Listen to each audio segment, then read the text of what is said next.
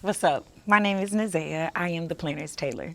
Today I'm going to show you my process, my studio, and some of my creations. Come on in.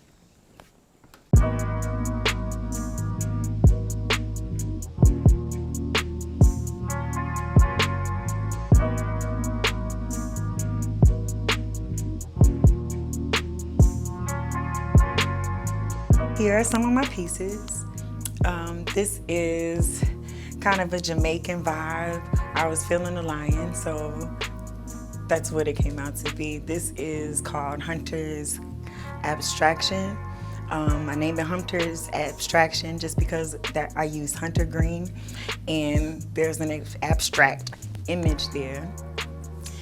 This one is one of my favorites because music, I believe, makes not necessarily just the universe, but the world or everything around or some type of vibration. So that's what I put there.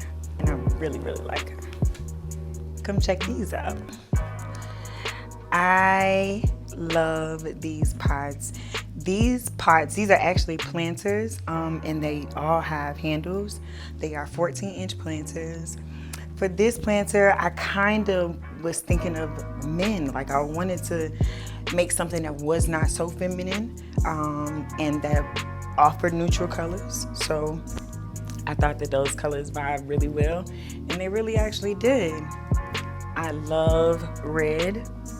And I know that there are a lot of people that love the combination of red, black, and white. So that's how we caught this red stripe here. This pot is my absolute favorite, and I'll tell you why. My son has never been introduced to video games until 7 years old. So I bought him his first Nintendo Switch. I only bought him 2 games, Sonic and Super Mario. The way his face lit up, just mastering a game that he had never played, I love how happy, I was so proud of how happy he was. And to me, when I look back on it, from my mental note, I said, you know what? I'm gonna take the reflection of the colors that I saw in his face, and then I'm gonna take his enthusiasm and I put it in the focus of this pot. And this is Super Mario inspired. Yeah, I love it.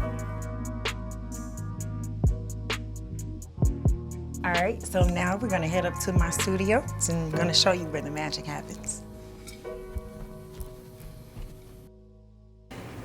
Before I begin with any pot, of course, I have to inspect it thoroughly to make sure there are no cracks, deep crevices, that kind of thing. The next process, these bad boys have to be sanded so that it's smooth. There are no kinks, no scratches. Then they're treated with a water sealant. And then I can start painting. I give them a base paint. So many of these, this is the process. Many of these have already been painted one time already, so they'll be painted one more time. And then they go into the final design process, where I take it back up into my studio.